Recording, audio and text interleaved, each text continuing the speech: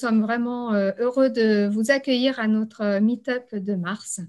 C'est notre avant-dernier meet-up. Donc, comme vous savez peut-être, Hack My Bible, c'est une proposition qui est faite pour un peu comme un sprint créatif pour mettre des personnes ensemble qui ont plusieurs cordes à leur arc, pour mobiliser, fédérer différents talents au service de la Bible. L'idée est vraiment de rendre la Bible audible et accessible à nos contemporains. Alors, pour cette année 2021, nous avons un thème qui, comme vous le voyez là affiché, qui concerne l'écologie intérieure. Alors, l'idée est venue de montrer à nos contemporains que la Bible, finalement, c'est une spiritualité incarnée, qu'elle porte en elle différents sujets qui viennent trouver écho avec les aspirations actuelles, et notamment ce besoin d'intériorité, de nourrir son être intérieur, de donner du sens à sa vie. Et donc, voilà, l'objectif est vraiment de faire du lien avec ces gens et puis de montrer la Bible sous cet angle-là. Donc, le week-end, à proprement parler, est prévu pour le 30 avril, vendredi à partir de 18h30. Voilà. Et aussi pour jusqu'au 2 mai. Voilà. Le dimanche, environ à 13h. Cet événement est organisé par l'Alliance biblique française en partenariat avec Hack My Church. Et vraiment, voilà, nous sommes heureux ce soir de laisser la parole à Yves Armel et à Stéphane pour aborder les sujets qui s'affichent ici au menu: méditation des précisions, la pleine conscience, des pratiques dans le monde, dans nos habitudes judéo-chrétiennes, et puis quelques éléments de discernement. Voilà, merci, nous sommes à votre écoute. Merci, merci Anna. Avant juste que je me présente brièvement et Stéphane aussi, juste une chose. Donc là, on a plutôt un topo qu'on a préparé avec Stéphane. Donc, n'hésitez pas à laisser des commentaires dans le chat, mais on va dérouler notre présentation. Si dans les questions dans le chat, on voit un truc sur lequel on peut répondre en direct, on le fait. À la fin, on aura un petit temps d'échange, on pourra aussi répondre à des questions. Et après, on s'installera en sous-groupe pour vraiment avoir un temps de débat et de conversation, mais de manière à donner la parole à chacun. Donc, on fera des sous-groupes de 7-8 personnes où on pourra travailler un petit peu plus sur les sujets, puisqu'on peut imaginer que dans ce que nous allons vous présenter, il y a peut-être des sujets qui font débat, qui posent question. Donc, voilà, moi, je suis donc Yves Armel Martin, je suis le fondateur de Hack My Church et qui travaille sur comment mettre la créativité et l'innovation au service de l'Église. Et il se trouve que j'ai des pratiques spirituelles personnelles depuis très longtemps, mais que depuis plus d'une dizaine ou une quinzaine d'années, j'utilise une partie de la méditation de pleine conscience. En tout cas, je travaille aussi ces sujets-là au service de mes propres pratiques, et c'est un sujet qui m'a toujours intéressé, ainsi que m'ont intéressé différentes voies spirituelles, la voie du Carmel, on a un carme autour de l'écran, parmi d'autres, qui sont des sujets qui m'ont toujours intéressé, et je pense qu'il y a pas mal de ponts à construire, et on va en discuter. Stéphane, si tu veux dire un mot sur toi-même avant qu'on enchaîne sur la présentation. Oui, tout à fait. Écoutez, moi, je connais Yves Armel depuis que nous sommes étudiants, et c'est toujours un plaisir de le rejoindre dans des activités qui l'animent. Je suis catholique aussi, et puis je suis chercheur en biologie, et je m'intéresse pas mal à la méditation de pleine conscience et à différentes autres techniques comme voie de passage pour certains pour qui peut-être l'évangélisation ne serait pas évidente, qui serait une première étape qui amène sur le seuil de la foi. Je trouve ça intéressant. Et puis par ailleurs, ayant fait un burn-out il y a 4 ans, dans ma vie professionnelle, j'ai réussi à me remonter grâce à une de ces techniques qui s'appelle la sophrologie, et donc que je pratique depuis 4 ans aussi. Donc voilà, c'est à ce titre que j'interviens.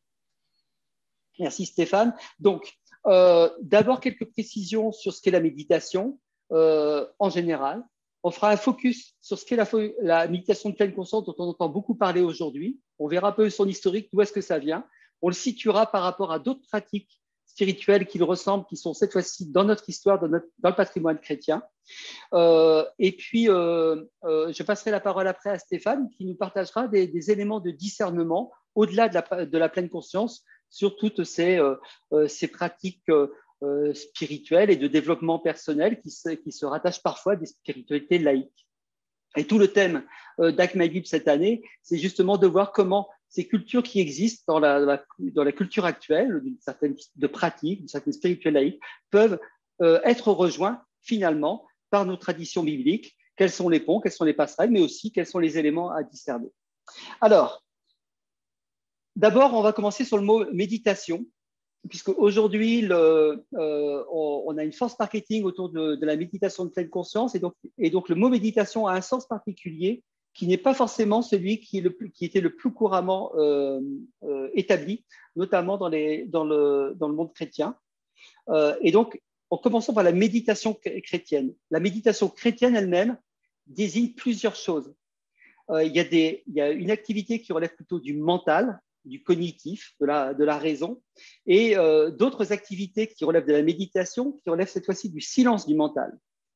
Dans le mental, la première méditation dont on parle, c'est la méditation de la parole. On peut dire la mendication de la parole. Quand on mange, quand on travaille la parole, quand on la lit, quand on y réfléchit. Ça, c'est une méditation chrétienne. Et c'est donc plutôt un travail intellectuel avec le mental. Et le mot qui est derrière, c'est une réflexion intense, un travail approfondi. Et ça, cette méditation-là, c'est une fonction du mental.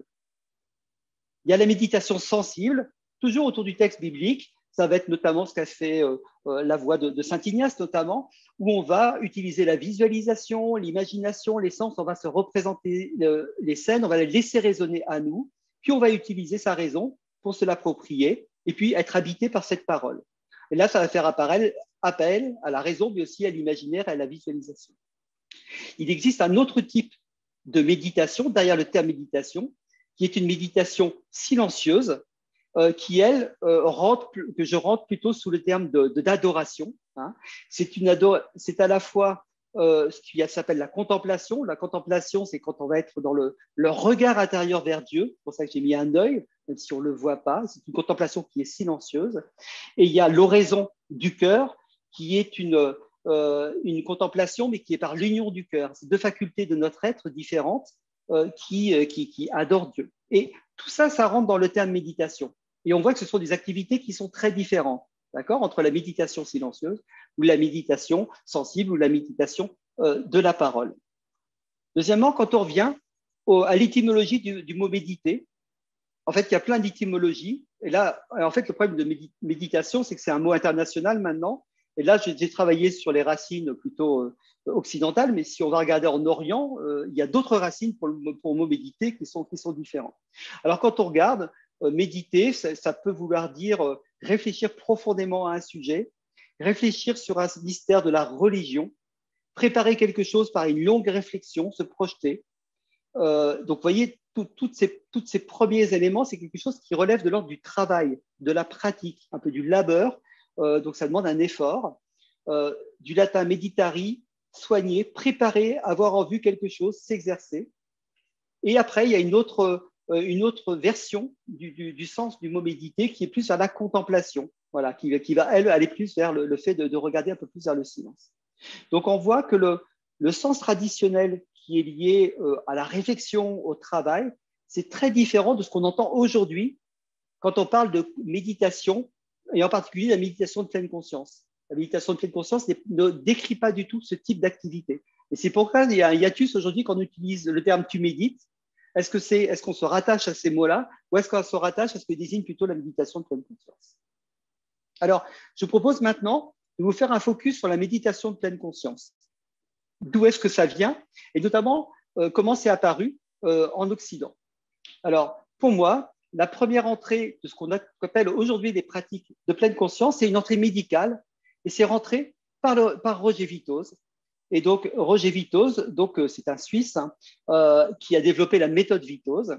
Et en 1910, il a notamment publié un livre qui est sur le traitement des névroses, psychonévroses, par la rééducation du contrôle cérébral. Ce qu'il faut savoir, c'est que Vitose, qui est à la fois très connu par certains praticiens, mais qui n'est pas très connu du grand public, qui était connu bien avant qu'on ne parle de pleine conscience en France. Hein, c'est-à-dire, ça fait 40 ans que j'entends parler de la méthode Vitose. Lui, Vitose, au moment où Freud découvre l'inconscient, Vitose, lui, il découvre le conscient. Et en fait, il découvre qu'on peut équilibrer le cerveau conscient en s'appuyant sur la conscience de la sensation corporelle. C'est-à-dire qu'en fait, il va aider à calmer le cerveau en ébullition qui est happé par les pensées parasites, par la souffrance, en allant se connecter à la sensation corporelle. Lui-même était un chrétien protestant. Il avait été influencé notamment par un grand soufi, Inayat Khan. Voilà.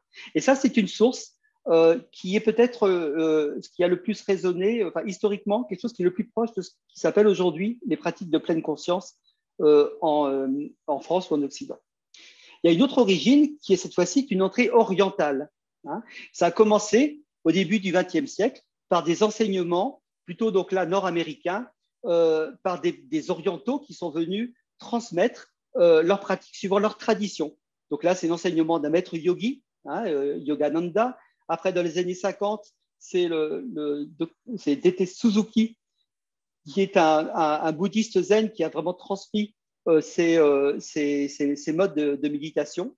Donc ça, c'est la première fois où une méditation, cette fois-ci d'obédience bouddhiste ou hindouiste, s'est transmis beaucoup, largement dans l'Occident. Évidemment, il y a des contacts bien avant, hein, mais c'est là où ça a commencé à se répandre.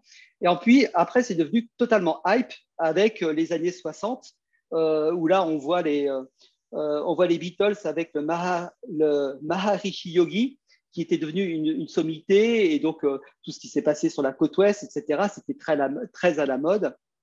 Et donc, les méditations d'origine et les pratiques en fait d'origine orientale se sont vraiment développées à ce moment-là. Et il y a un autre facteur qui a contribué à les développer, c'est l'invasion du Tibet dans les années 50 par la Chine, qui a fait que le Dalai Lama et beaucoup de maîtres tibétains ont été expulsés. Il y a eu une diaspora tibétaine, et avec ça, des maîtres qui ont transmis leur enseignement. Et donc, l'enseignement du bouddhisme tibétain s'est aussi répandu de par la présence de différentes personnes, et notamment l'exposition politique du Dalai Lama.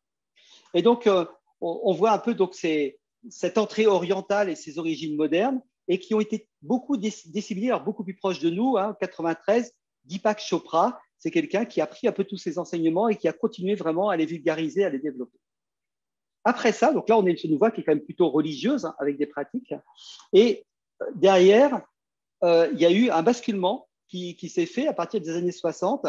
C'est en gros toutes ces questions de méditation de pleine conscience, notamment venant du Vipassana, qui est une des types de méditation, parce qu'en fait, derrière ces pratiques, il y a une multiplicité de pratiques.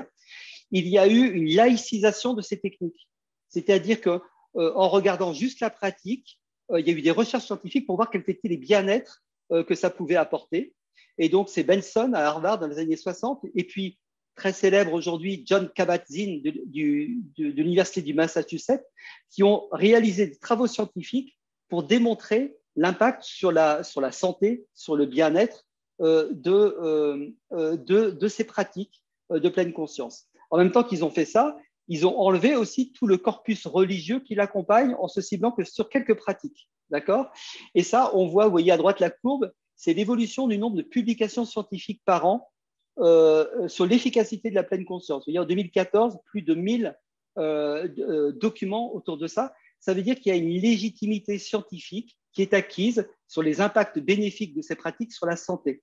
Là, on n'est plus dans le registre du religieux, on est dans le registre de la science, et avec tous les intérêts de la science qui permet d'avoir des revues, qui permet de faire des comparaisons et de voir s'il y a objectivement un effet ou pas. En France, c'est Christophe André, qui est un psychiatre, qui a beaucoup popularisé ces techniques médicales de pleine conscience. Et donc là, ça a commencé à se déployer, se diffuser. par des programmes éducatifs. Alors, notamment, il y a eu des programmes où à l'école, on enseigne la pleine conscience pour aider à se concentrer, pour résoudre des problèmes de violence. Il y a eu dans la prise en charge de l'angoisse, du soin, du sommeil, etc. Et puis, on a eu aussi toute la vague du numérique avec des applications qui vous donnent clé en main des outils pour travailler ces quelques techniques de pleine conscience et qui sont donc utilisés au-delà du soin, dans le développement personnel, dans la concentration, réduction du stress et dans le cadre professionnel pour essayer d'augmenter la performance, en tout cas la promesse qui est derrière. Si on regarde derrière, c'est un business. Hein.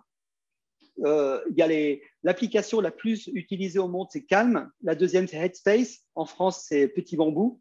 Et Calm, vous voyez, 2020, là, au mois de juin dernier, 4,5 millions d'utilisateurs actifs par jour. Hein, donc, il y a 4,5 millions de sessions par jour qui ont été écoutées. Donc, on voit que ça commence à devenir important. Bon, à l'échelle des 5 milliards de la planète, il y a encore de la marge de croissance. Mais on voit le chiffre d'affaires, hein, 30 millions de dollars par trimestre pour une équipe pour une application qui a été montée par une dizaine de personnes. On voit que c'est assez rentable et que c'est un vrai business. C'est pour ça que se multiplie aussi ce type d'application. Christophe André n'est pas moine bouddhiste et n'a pas d'entrée religieuse au départ. Alors, un petit mot pour vous expliquer de quoi on parle quand on parle de la pleine conscience dans les grandes lignes. Hein. En gros, il y a un certain nombre de techniques. On retrouve un peu toujours les mêmes choses. La position posée, détendue mais attentive, qui peut être à la position avec les jambes croisées, mais qui peut être aussi dans une assise, qui peut être aussi en position allongée. Alors, donc la position du corps, 1. Deuxièmement, une technique souvent utilisée dit du body scan, c'est-à-dire qu'on ressent les sensations de son corps, on ressent le froid, on ressent les tensions, etc. Un travail sur le souffle, on ressent son souffle, le souffle que l'on respire et que l'on expire. Et donc, on va focaliser l'attention sur ces sensations et on ne cherche pas à faire le vide, comme certains disent que la méditation de pleine conscience sert à faire le vide, mais on cherche à ne pas se laisser embarquer par toutes nos pensées, notre petit moulin qui tourne, ne pas se laisser embarquer par nos émotions, ne pas se laisser embarquer par nos sensations. Et donc, on les observe quand elles arrivent, on prend une certaine distance, un certain détachement. Voilà. Et donc, ça contribue à trouver le silence du mental, des émotions, en s'appuyant sur la sensation corporelle. Et on voit qu'à ce titre-là, c'est hyper proche de la méthode Vitose, qui dit exactement la même chose. Vitose est plus grand que ce que je décris là, parce qu'il y a d'autres activités, mais il intègre déjà toutes ces activités-là. Il y a d'autres techniques qui ne sont pas à proprement parler de la pleine conscience, mais qui sont très souvent associées, ce qu'on appelle la loving kindness, la bonté aimante, où au milieu de son travail de pleine conscience, d'attention autour du souffle, on va essayer de ressentir et de souhaiter de la bonté, de la paix, du bien-être et du bonheur pour soi, pour quelqu'un qu'on aime beaucoup, pour quelqu'un qu'on n'aime pas beaucoup, voire pour le monde entier. Voilà. Donc, c'est une démarche, d'ailleurs, qui nous a été partagée dans une des précédentes conférences, en indiquant qu'il y avait quand même un très fort parallèle avec la prière d'intercession les uns pour les autres quand on prie pour le bonheur des autres. Voilà. Et il y a quelque chose d'intéressant dedans aussi, de souhaiter de la bonté aussi aux personnes qu'on n'apprécie pas. Et puis, une autre activité qui n'est pas une technique, mais quelque chose qui est souvent associé, c'est la gratitude. C'est le fait de reconnaître ce qui est bon dans notre vie et savoir remercier pour ce qui nous arrive de bien. Ça, c'est un peu les bases des éléments qu'on retrouve fréquemment dans la pleine conscience. Alors, je voudrais en venir à des similarités entre ça, tout ce qui se développe et le marketing qu'il y a autour, et des traditions déjà existantes dans le monde judéo-chrétien. Et en fait, si on regarde du côté de l'Orient, mais cette fois-ci du monde orthodoxe, hein, voilà, plutôt de l'Europe orientale, il y a la tradition de l'hésychasme. C'est une tradition des pères du désert qui est encore aujourd'hui enseignée au mont Athos. Et l'hésichat, ça veut dire la paix. C'est un terme grec qui veut dire la paix et le silence. Et parmi les conseils de l'hésychasme, il y en a deux en particulier. Le premier, c'est l'assise. Premier conseil, assieds-toi et une posture équilibrée et juste, un mélange d'éveil et de détente. Alors, ce n'est pas le petit dessin que j'ai mis, ce n'est pas exactement la bonne posture, mais on retrouve complètement les consignes de Vitos ou de la pleine conscience, la bonne assise, voilà, elle était déjà là dès les premiers siècles dans nos traditions chrétiennes. La deuxième, la respiration.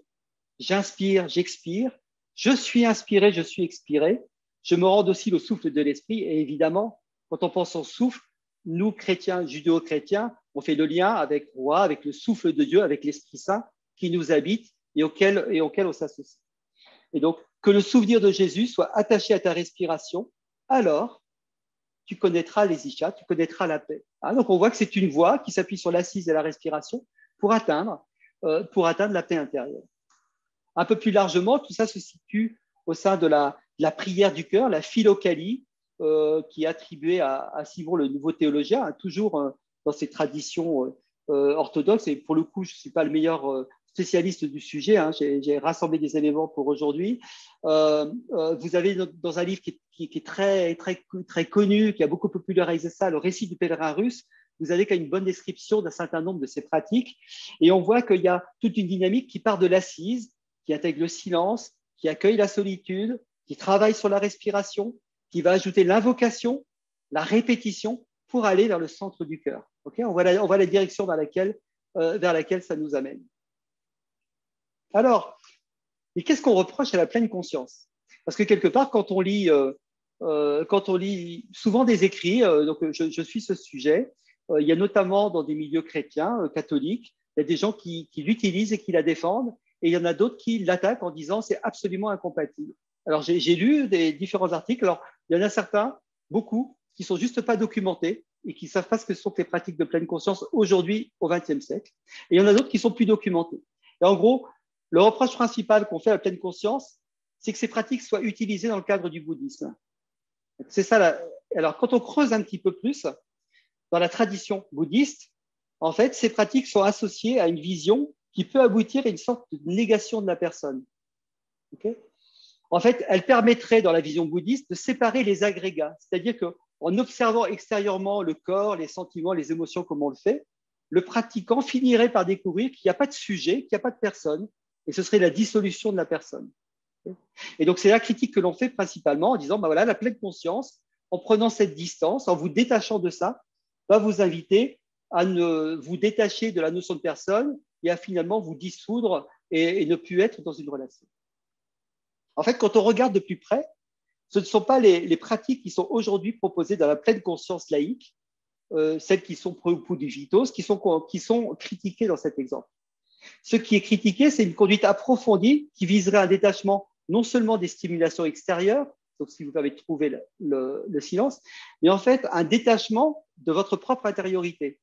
C'est-à-dire qu'en fait, le risque, ça pourrait être, une fois qu'on a trouvé le silence intérieur, et de vouloir même prendre de la distance par rapport à sa propre intériorité. Aujourd'hui, quand on rentre dans le silence, quand on rentre à l'intérieur de soi, et à l'aide de ces techniques, ça ouvre la porte à la rencontre. On peut avoir à l'intérieur des émotions intérieures, la présence du Seigneur, de Dieu qui se manifeste, de la joie. Mais on peut, quand ça arrive, les tenir à distance et penser que ce n'est qu'illusion, refuser la rencontre et considérer que ces émotions intérieures ne sont qu'une distraction, on peut refuser de s'y engager. Et à ce moment-là, si on refuse la rencontre, effectivement, à ce moment-là, on va perdre le sujet parce que être un sujet, je suis moi, je suis parce que je rencontre l'autre. Et si je refuse de rencontrer l'autre, eh bien, effectivement, petit à petit, il y aura une dissolution du sujet puisqu'il y aura un refus de la rencontre. Donc, la pleine conscience et le détachement qui est visé, s'il est porté comme une fin en soi, auquel cas c'est sans doute une impasse. Par contre, s'il est considéré comme un moyen d'accès à la rencontre, à mon sens, c'est une excellente voie. Donc, un peu pour clore le sujet de mon côté, puis avant de passer la parole à Stéphane, les techniques, la souffle, l'assise, la marche en pleine conscience, la répétition de phrases, ce sont des moyens pour faire silence et trouver sa demeure intérieure.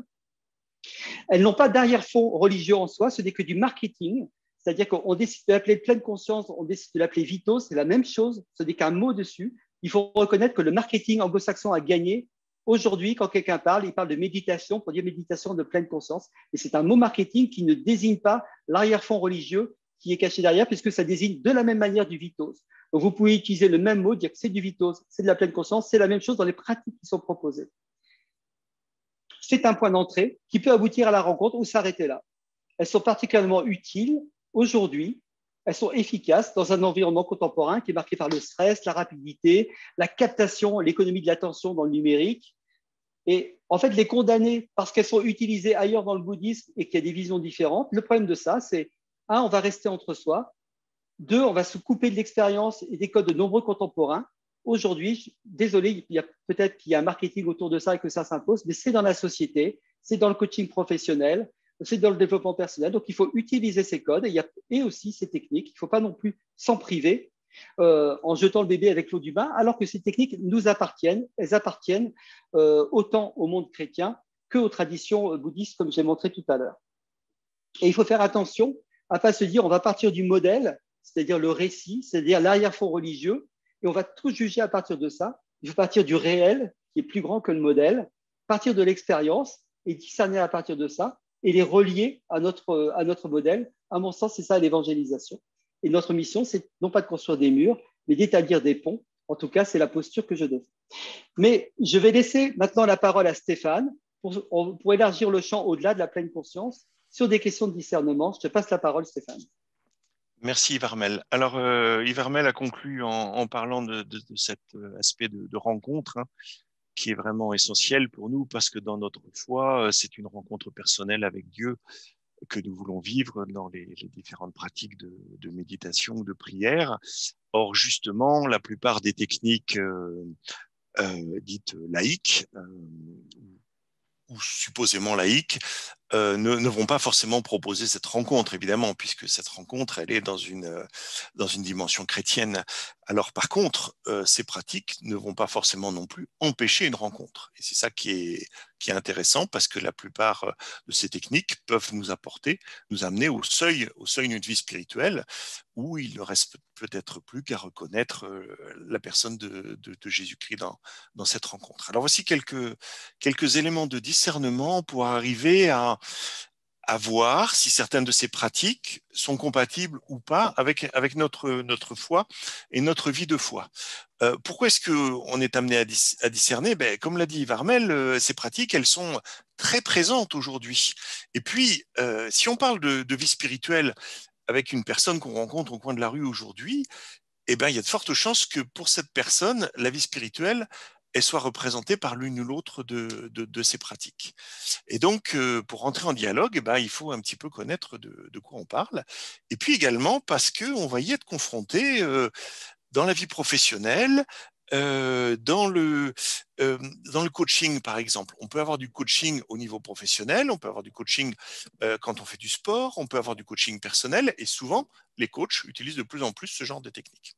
Alors, les techniques auxquelles on peut penser, hein, c'est par exemple la psychologie positive, la méditation de pleine conscience, on vient d'en parler pas mal, l'hypnose, la sophrologie, les méthodes de développement personnel, le yoga, pourquoi pas, et plus généralement la psychologie. Dans un entretien avec un psychologue, certaines de ces techniques peuvent être employées de plus en plus souvent. Alors, diapo suivante. Évidemment, ce qui est au cœur de notre préoccupation, c'est de garder à l'esprit que seulement Dieu peut nous sauver. D'accord? Mais par contre, on n'est pas obligé de confondre le salut avec la guérison du corps ou la guérison de l'esprit. Et c'est dans cette nuance-là qu'il va se passer quelque chose d'important, parce que peut-être qu'il y a quelques siècles, la médecine elle-même pouvait sembler suspecte pour proposer une guérison qui devrait peut-être venir de Dieu. Mais aujourd'hui, on est habitué à ce que la médecine nous soigne. Et on fait bien la distinction avec le salut que Dieu apporte. Donc, les moyens que Dieu peut apporter pour notre salut sont sans limite, hein. Ça peut être une rencontre personnelle, mais il peut aussi décider de nous sauver, de nous guérir à travers la médecine ou à travers d'autres techniques. On ne peut pas refuser les différents moyens qui sont donnés par les frères et sœurs que nous allons rencontrer. Alors, j'ai mis ici quelques citations de l'Évangile, hein, pour rappeler que Dieu sauve. celui qui croira et sera baptisé sera sauvé. Donc ça, c'est au cœur de notre foi. Courage, ma fille, ta foi t'a sauvé. Donc Jésus a apporté des guérisons qui sont attestées dans l'Évangile, qui sont soit des guérisons de maladies, soit de maladies du corps, de maladies psychiques. Peut-être qu'un certain nombre de cas qui sont rapportés comme des possessions étaient simplement de l'épilepsie. Peut-être que c'était plus que ça. Mais cette guérison-là que Jésus apporte et qui est souvent immédiate, qui est dans la rencontre avec lui, évidemment, cette guérison n'est pas aussi miraculeuse et immédiate quand on fait appel aux techniques humaines, mais la médecine, la psychologie, d'autres techniques peuvent nous aider à nous soigner. Centrale également, cette parole de l'évangile de Jean va et ne pêche plus, puisque cette guérison du psychisme doit aller de soi avec le fait de se tourner davantage vers Dieu et d'aspirer à une vie meilleure. Voilà. J'ai également mis cette citation sur cette pierre, je bâtirai mon église et je te donnerai les clés du royaume des cieux, pour rappeler que l'Église elle-même est investie d'une certaine mission pour représenter, pour mettre en acte le salut que Dieu veut apporter au monde. Et puis, cette dernière citation, attention, ne dis rien à personne, va te montrer au prêtre, rappelle que même à travers la guérison miraculeuse, Jésus s'en remet aux autorités et probablement aux mesures de prophylaxie et qui étaient présentes à l'époque. Donc, en conclusion, il nous appartient souvent de chercher nous-mêmes les moyens de nous soigner. Oui, tout à fait. Jean-Emmanuel cite une autre phrase qui est importante. Notre volonté de guérir, elle doit se manifester par le fait d'en chercher nous-mêmes les moyens sous le regard de Dieu. Et le fait de se dire j'attends que Dieu me guérisse miraculeusement, c'est pas forcément non plus la meilleure démarche. Nous devons être proactifs par rapport à cette guérison. Alors, comment discerner ce qui va être compatible avec notre foi dans ces techniques de guérison? Pour la guérison du corps, aujourd'hui, on n'a aucun souci à nous en remettre aux médecins pour la guérison des maladies. Ça ne nous empêche pas de prier, ça ne nous empêche pas de croire à la résurrection, et ça ne nous empêche pas de donner nos vies au Christ. Donc, et là, je pense que tout le monde a un consensus aujourd'hui par rapport à la médecine, même si ce n'était pas forcément le cas il y a quelques siècles. Donc, si on accepte cela de la médecine, pourquoi n'accepterions-nous pas de techniques de soins psychiques, voire, pourquoi pas, de soins spirituels, si elles sont praticables en respect de notre foi? Suivante.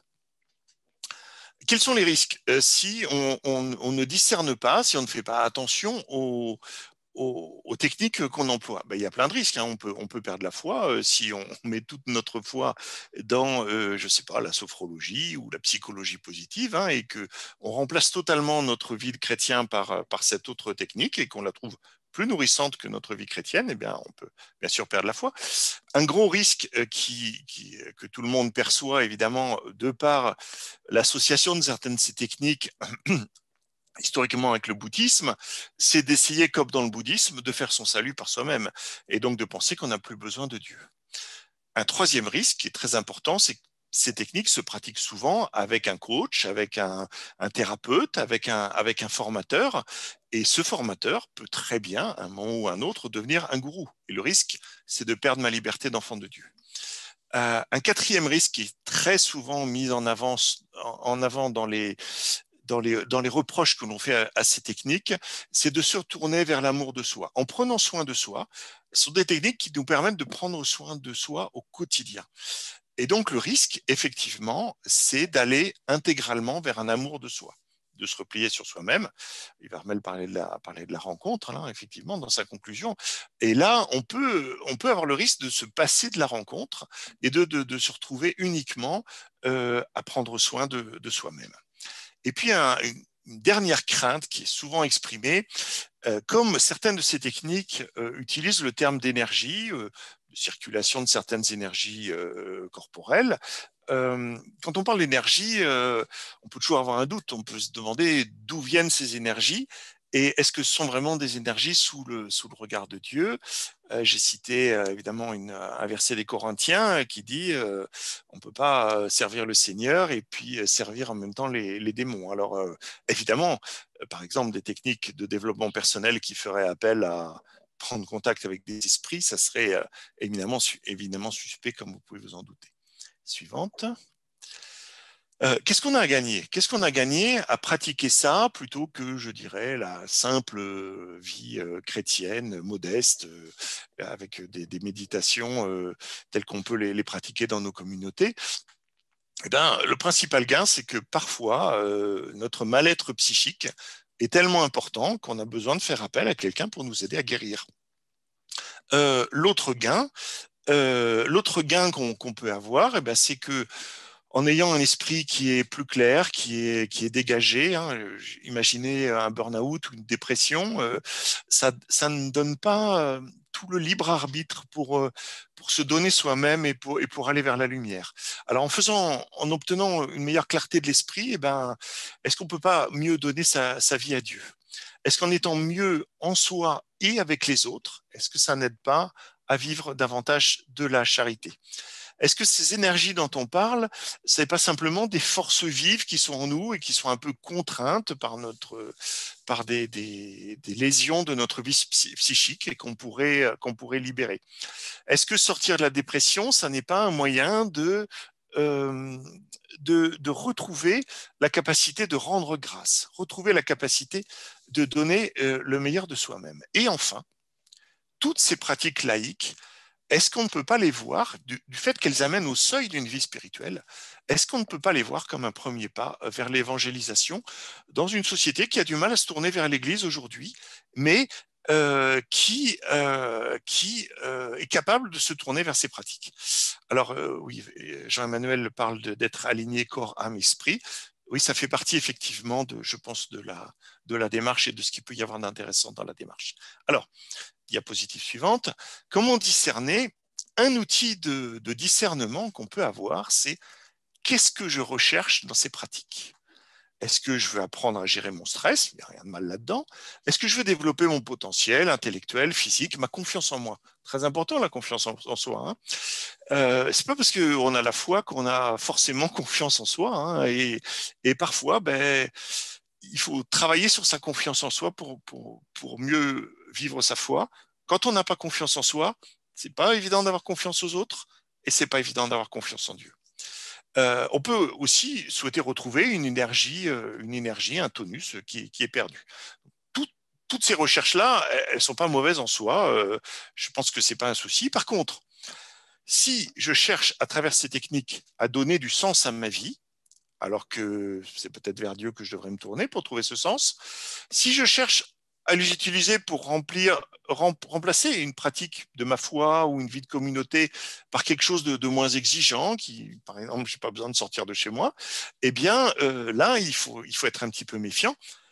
La plus grosse méfiance, évidemment, c'est si c'est un moyen de rechercher le salut sans le Christ, sans Dieu.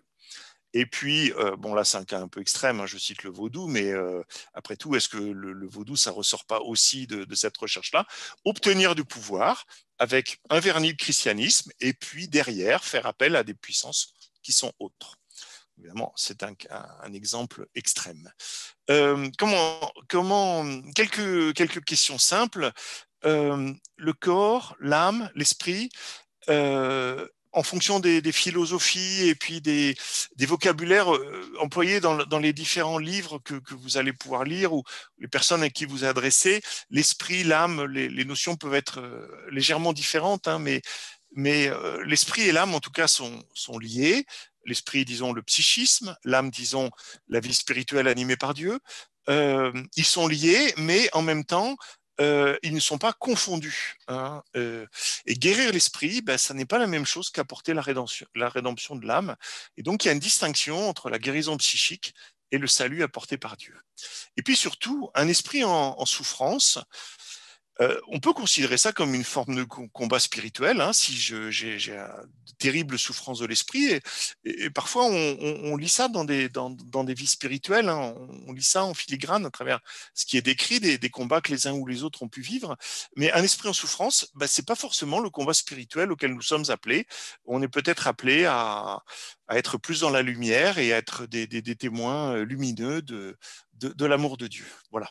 Alors, donc, toujours un élément central, Dieu seul sauve. Si votre accompagnant, dans une de ces techniques, prétend vous apporter le salut, ou prétend réorienter votre foi, ou vous montrer une vraie vérité cachée derrière la vérité que vous pensiez connaître, prétend guider votre âme vers la lumière, alors, bah oui, il se prend pour Dieu, hein, et là, bah, c'est pas bon du tout.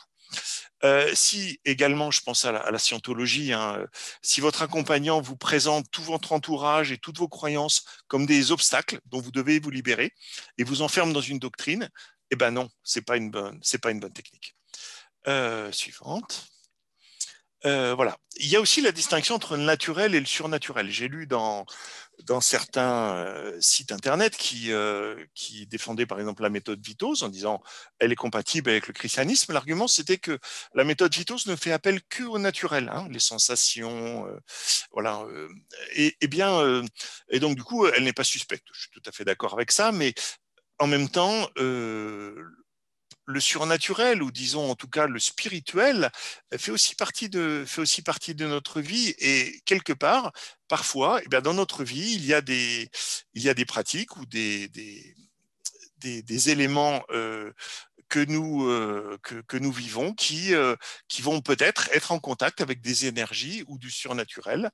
Et là, évidemment, il faut être beaucoup plus prudent, mais ça n'est pas nécessairement négatif parce qu'on parle d'énergie ou de surnaturel. Par exemple, toutes les pratiques qui visent à libérer des énergies en nous, c'est pas des énergies malsaines, hein. Souvent c'est lever des blocages en nous, retrouver notre force vive, notre joie de vivre, notre confiance en soi, notre forme. Suivante. Voilà. Peut-on, une question vraiment centrale là, peut-on être spirituel sans nommer le Christ? Moi, il se trouve que je fais de la sophrologie depuis 4 ans avec une personne qui est athée, mais qui est très bienveillante et à qui ça ne pose pas du tout problème que je sois chrétien. Et il y a par exemple une démarche dans la sophrologie, où il y a beaucoup de choses sur le corps, la respiration, toutes ces choses dont vous a parlé Yves Armel.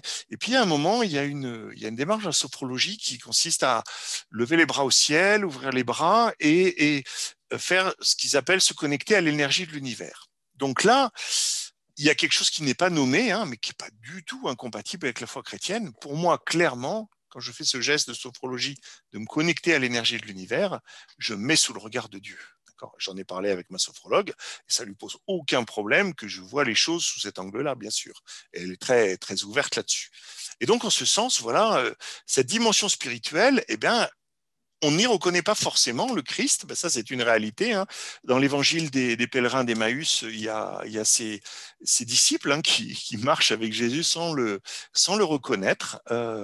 Eh bien, ça peut exister aussi dans ces pratiques. Et quelque part, eh ben, moi je vois ça comme être sur le seuil de la rencontre avec le Christ. Voilà. Notre foi, c'est notre trésor. Mais l'accompagnement, le thérapeute, lui, il peut être athée, respectueux de notre foi. Il a son propre chemin qui n'est pas forcément le nôtre. Et ça, c'est pas incompatible. Suivante. Voilà. Donc, je prends l'exemple de la sophrologie. Les grands éléments de la sophrologie, on retrouve beaucoup de choses communes, hein, beaucoup de pratiques, hein. La respiration, des mouvements du corps pour se réincarner dans son corps, une idée de 5 systèmes en fait qui sont des régions du corps associées aussi à un bien-être psychique, l'utilisation de sons et de gestes pour retrouver de la force en soi et pour évacuer du stress. Cette fameuse connexion à l'énergie de l'univers dont j'ai parlé, qui peut être très bien vécue comme une expérience chrétienne. Et en fait, moi, j'ai fait des expériences très fortes avec ça, qui étaient vraiment des expériences de foi. Et puis, il y a aussi beaucoup d'utilisation d'exercices de visualisation, comme dans l'hypnose. Visualiser un endroit où on est bien, imaginer un événement futur qui nous préoccupe et le regarder avec plus de bienveillance, ressentir à nouveau un souvenir heureux du passé. Bon, mais pour moi, dans cet exemple de la sophrologie, tout cela est compatible avec notre foi.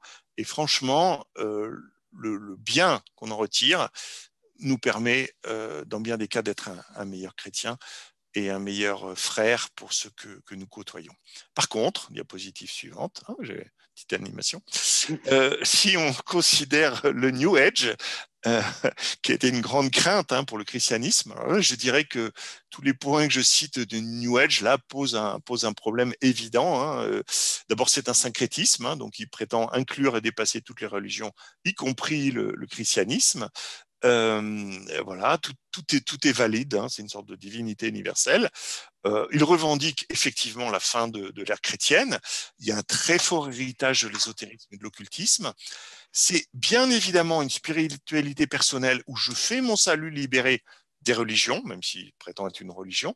Il y a beaucoup de références à des esprits, des anges, des contacts spirituels qui sont vraiment, vraiment pas clairement définis et qui peuvent être considérés comme suspects. Et puis, il y a des pratiques de guérison qui sont basées sur la foi personnelle, c'est-à-dire que c'est moi qui ai le pouvoir de guérisseur, comme le Reiki, la médecine holistique, la kinésiologie. Et là, c'est aussi quelque chose qui peut être suspect dans une large mesure. Donc voilà, je vous ai donné deux exemples. Un exemple où moi, il me semble que tout va bien, mais c'est à chacun de discerner. Hein. Et puis un exemple où je pense que tout le monde y a un consensus pour dire qu'il y a un problème. Voilà, suivante. Voilà, à toi la parole, Yves Armel. Merci Stéphane. Et juste, on arrive un peu à la fin de notre présentation et je vous propose un petit exercice de traduction. Donc, je vais vous montrer un mot dans la tradition chrétienne et vous allez devoir dans le chat mettre sa traduction dans les spiritualités laïques. D'accord? Allez, on commence. La providence, comment on appelle ça? Comment on appelle ça la providence? Le hasard pour certains, ok.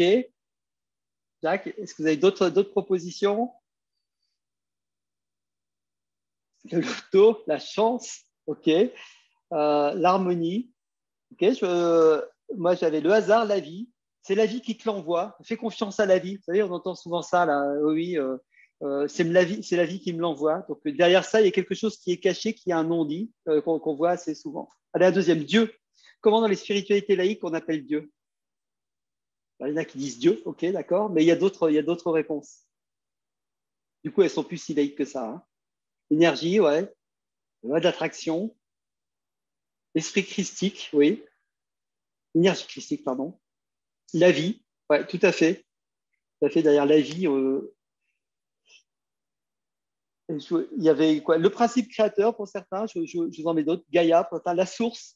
Hein, donc, on a trouvé la source, etc. À la limite, la source, c'est quelque chose sur lequel on peut aussi se rejoindre dans notre expérience intérieure. Hein. Le grand horloger, la nature, ça c'est Spinoza, la vie, la joie, le soi. D'ailleurs, quand on disait précédemment c'est la vie qui te l'envoie, quelque part, c'est un peu c'est Dieu qui te l'envoie. Hein, sauf qu'on ne veut pas dire Dieu, donc on dit autrement. La réalité ultime, l'univers. J'ai vu quelqu'un qui disait ouais, moi l'univers il m'aime. Et en fait, il voulait dire Dieu même, quoi. Mais il disait l'univers même. Ouais.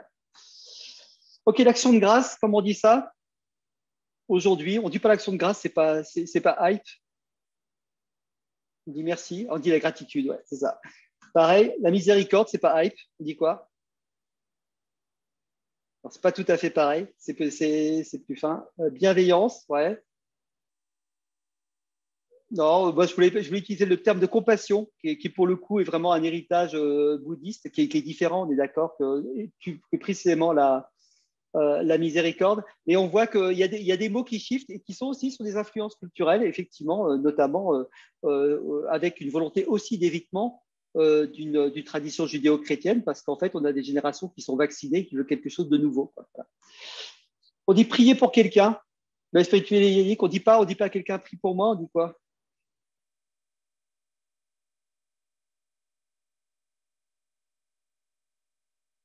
Pense à moi, voilà, tout simplement.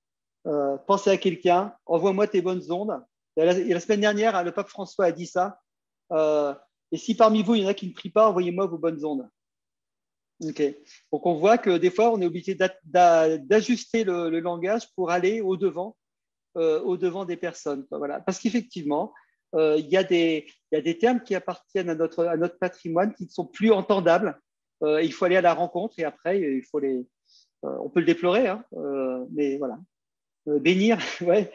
Bénir, ouais, je ne suis pas sûr que les gens disent bénis-moi dans la rue, sauf à Jean-Emmanuel, mais moi, ça ne m'est jamais arrivé.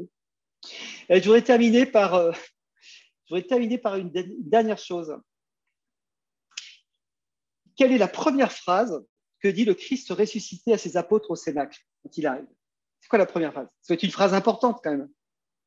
Il est mort, il a disparu, ils l'ont attendu, Marie-Madeleine l'a vu. Qu'est-ce qu'il leur dit? Ok, c'est ça, Jean-Emmanuel. Il dit la paix soit avec vous. Alors après, plein de traductions, etc. Mais il met la paix. Ok. Et donc, ça veut dire que obtenir la paix, c'est quand même quelque chose de super important pour que le Christ le donne en premier après la résurrection. D'accord? Donc, en fait, toute cette soif, cette quête pour aller chercher la paix, qui est commune à beaucoup de ces démarches, ça rejoint quelque chose d'important que le Christ veut donner. Et du coup, donc je trouve que cette demande, elle est profonde de recherche de paix, que les outils pour atteindre la paix sont importants. Et par contre, il y a une phrase que j'aime beaucoup de Séraphine de Sarov qui est « Acquiert la pierre intérieure et des milliers autour de toi se convertiront ». C'est-à-dire qu'une des œuvres d'évangélisation, c'est soi-même de trouver cette paix intérieure. Évidemment, la question qui est derrière, profonde et de discernement, c'est quelle est cette paix? Est-ce que c'est une paix par évitement que je crée en n'ayant plus aucun contact avec plus rien? Est-ce que c'est une paix du vide ou est-ce que c'est une paix de plénitude de la présence de Dieu? Voilà, merci de nous avoir écoutés. Ce qu'on vous propose, c'est qu'on prenne éventuellement un petit temps tous ensemble pour quelques questions.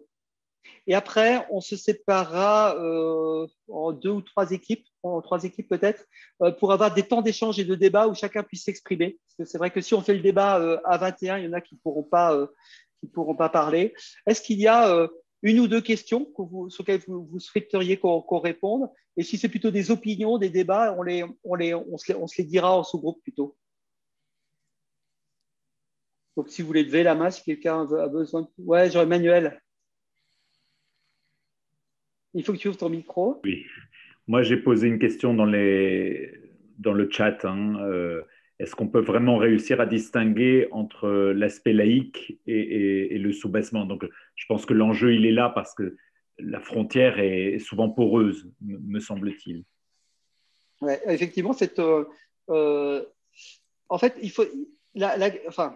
Pour moi, là-dedans, il y a 2 choses. Après, on peut le prendre de manière négative.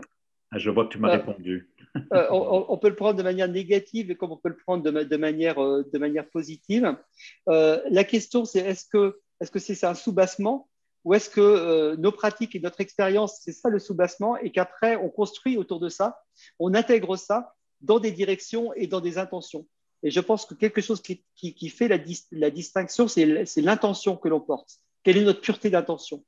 Et ça, c'est notre liberté. Quelle est notre intention quand on fait quelque chose? Et si notre intention, c'est d'aller vers la rencontre et d'aller vers Dieu, il se servira parfaitement de ses moyens. Et si notre intention, c'est d'obtenir le pouvoir, le bien-être en égoïsme, eh bien, pour le coup, ce ne sera pas fécond. Donc, je pense qu'il y a ça. Et après, sur cette question de est-ce qu'on peut séparer finalement ces pratiques de leur corpus culturel qui les entoure, il faut être clair, on est dans une bataille culturelle et c'est un enjeu d'évangélisation. Et ça passe pas simplement en défendant, en disant non, nous on a le mot méditation, ça veut dire méditation biblique par exemple, et c'est ça. Si aujourd'hui nos contemporains sont dans cet environnement culturel, on doit les rejoindre là où ils sont, et il faut partir de ces pratiques parce qu'elles sont importantes et les relier, les amener vers quelque chose qui construit. Donc je pense qu'il y a une vraie bataille culturelle d'évangélisation autour de ça et qui est fine et qui n'est pas de dénoncer, de dire c'est pas bien et qui est d'aller sur les frontières pour aller habiter ces territoires-là. Et je pense que c'est l'enjeu de l'Acte Bible. Et si je peux rajouter quelque chose, par exemple, si on prend la méditation pleine conscience, est-ce que ce n'est pas finalement le plus petit dénominateur commun entre l'oraison chrétienne et la prière bouddhiste finalement, et que par ce petit dénominateur commun, eh bien, on peut soit aller vers son propre salut, aller vers le bouddhisme, soit faire une rencontre, aller vers le Christ, et finalement, eh bien, c'est à nous qu'il appartient de tendre la main à ceux qui sont entre les deux, justement, qui sont dans cette méditation laïque, qui est au seuil de l'un ou de l'autre. Alors, je trouve que Teresa exprime quelque chose qui est très intéressant, où elle dit que la méditation chrétienne a toujours un destinataire qui est Dieu, et autrement, la méditation laïque n'a pas un destinataire personnel. Oui, certes, c'est ça. Donc ça, c'est vrai. Simplement, il y a aussi des gens qui sont en chemin. Moi, j'ai observé souvent quand même, dans les questions d'évangélisation, on a quand même toute une génération qui est captée, et nous-mêmes, on est happés à l'extérieur de nous-mêmes. Avec les réseaux sociaux, avec Netflix, avec etc., avec toutes les stimulations, on n'habite pas notre intériorité, d'accord? Et quand bien même, c'est même pas la question de Dieu, c'est qu'on n'habite même pas à l'intérieur de soi. Et en fait, ces démarches, je pense que il y a un moment, il faut un peu épurer les choses et il faut pouvoir retrouver le chemin de l'intériorité, ne serait-ce que pour pouvoir écouter Dieu et le rencontrer. Et je pense que ça, c'est une démarche qui est importante, qui est d'une part pour aider les non-croyants pour aller vers ce lieu de la rencontre qu'ils ne trouvent pas parce qu'ils ne sont pas là où Dieu leur parle, mais même pour nous, en tant que chrétiens, très souvent, notre intériorité souffre de ce monde dans lequel nous sommes envahis. Et ces techniques, c'est pratiquement de la technique, hein, c'est un peu comme se muscler, faire de la musculation ou faire des gammes. Avant de faire, moi je suis pianiste, je fais des gammes, etc. Et il faut les faire. Mais si je joue de la mauvaise musique avec, ce sera une chose. Et si je m'en sers pour faire de la belle musique et rencontrer d'autres choses, ce sera d'autres choses. Et pour moi, ces pratiques, notamment pleine conscience, qui sont le b.a.-ba, hein, c'est le début du silence. Pour moi, je le mettrais dans la première demeure de Thérèse d'Avila, puisqu'on incarne. Quand on commence à essayer de se détacher d'un certain nombre de choses, c'est le début. Et ce n'est que le début. Et pourtant, ce sont des outils très forts et quand même très efficaces, vu la situation dans laquelle on est, quoi. Voilà. La deuxième. Oui, effectivement, c'est plutôt la deuxième, en fait. Ouais. S'il n'y a pas de questions, ce que je vous propose, c'est qu'on crée 2-3 groupes de discussion pour qu'on échange sur, on puisse faire des tours de table, chacun ce qu'il vit, ce qu'il pense, ce qu'il ressent, les questions très librement, hein. On n'est pas obligé de… en plus, sur ces sujets-là, Stéphane et moi, on ne vous parle pas dans une posture d'autorité, on n'est pas des pasteurs, des prêtres, des gens qui ont autorité d'aucune manière sur vous. On vous partage notre exploration du sujet, notre connaissance du sujet. Et pour le coup, on est en chemin avec vous sur toutes ces questions. Oui. Donc, hein, voilà. Donc, après, on parle de manière un peu affirmative parce qu'on est convaincu par nos sujets. Mais soyons très clairs, on n'a aucune autorité sur vous et vous êtes absolument libre sur ces sujets. Chacun vit son chemin et le construit.